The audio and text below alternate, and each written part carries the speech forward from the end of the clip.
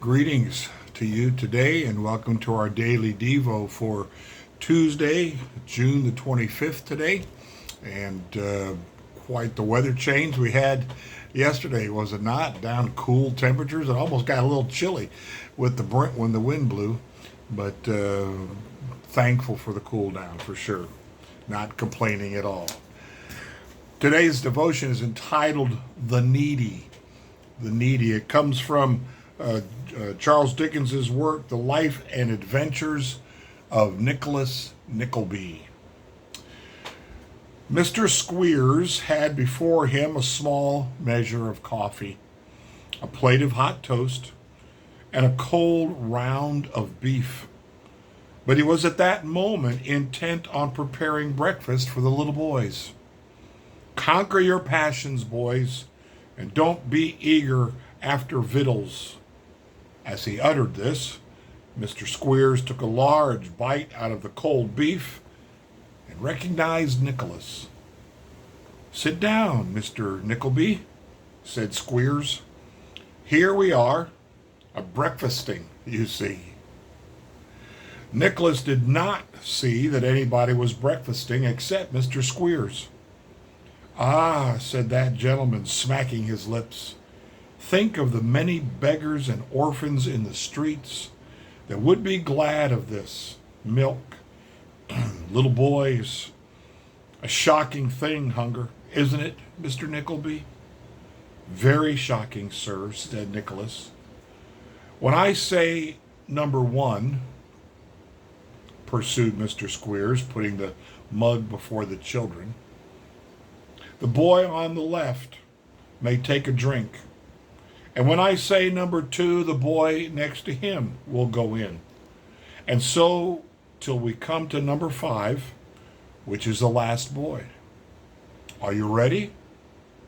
"Yes, sir," cried all the little boys with great eagerness. "That's right," said Squeers calmly, getting on with his breakfast. "Keep ready till I tell you to begin. Subdue your appetites, my dears, and you've conquered human nature. This is the way we inculcate strength of mind. Mr. Nickleby," said the schoolmaster, turning to Nicholas and speaking with his mouth very full of beef and toast. Some thoughts from Gene Fisher now. Wackford Squeers. Those are some strange names. Maybe they were common names back in Old England when Charles Dickens was writing these things. Wackford Squeers, the schoolmaster in Dickens's novel, took in needy, orphaned, and unwanted boys and then mistreated them. In this passage, he taunts the hungry boys with food while expounding the virtue of patience. Jesus said this, quote, "When the Son of Man comes in his glory, all the nations will be gathered before him, and he will separate them one from another. And he will set the sheep on his right hand, but the goats on the left. Then the king will say to those on his right hand, 'Come, you blessed of my Father, inherit the kingdom prepared for you. For I was hungry, and you gave me food. I was thirsty, and you gave me drink. I was a stranger, and you took me in. I was naked, and you clothed me. I was sick, and you visited me. I was in prison, and you came to me. Assuredly, I say to you, inasmuch as you did these things to one of the least of these, my brethren, you did it to me." And that's from Matthew 25, verses 31 to 40. When we help the needy, we honor God and glorify Jesus. Helping takes many forms: money, material items, compassionate favors, prayer. Let us ask God not only to bless those in need, but also to guide us in serving them. And I would add, guide us in how you would serve them, Lord.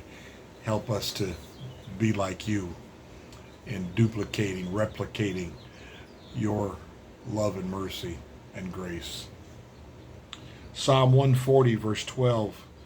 I know that the Lord will maintain the cause of the afflicted and justice for the poor. You really cannot read the scriptures without getting that sense that that's God's heart. His law in the Old Testament, what he wanted Israel to do with those who were deprived, all points to a God with compassion. All points to a God who wants his people to show that same kind of compassion. That when they came to harvest time, they were to leave portions of their field unharvested for those who would need to come and help themselves to those things. Jesus himself, time after time, met the needs of the poor and the needy, the hurting, the downtrodden, the marginal. He was always about them. And he calls us to do the same thing. His church is called to do that same thing. I'm constantly encouraged in recent days by the way the fellowship of our church has met the needs of those who've come here with nothing. They have left everything behind in the countries that they've come from. For one reason or another. And we have, without really much ourselves, in the scheme of things, I guess, we have found ways to help. And we have sacrificed time and finances, and so many things, in just including them, helping them. It is a blessing. And God honors that. It should be something we want to pursue. That's what the story of the Good Samaritan was all about. Who is my neighbor? The question came to Jesus. And he told that story. He told the story of someone who would have been hated by the man he was helping because he was a Samaritan. And he told the story in such a way that that man was the hero because he not only stopped to help, but he stopped to help in a dangerous setting and situation. The man who had been beaten on the road to Jericho. It's the way he wants us to be. If we're going to represent him, we represent him in these ways. Matthew 25 is the standard. In helping those who could not help themselves or cannot help themselves, helping them, even sacrificing of ourselves to help them, we're being like Jesus. Hopefully, we don't do it for show. We do it because we want to honor him, and we want people to recognize who he is in us, that they may see our good deeds and glorify our Father in heaven. Blessings to you today.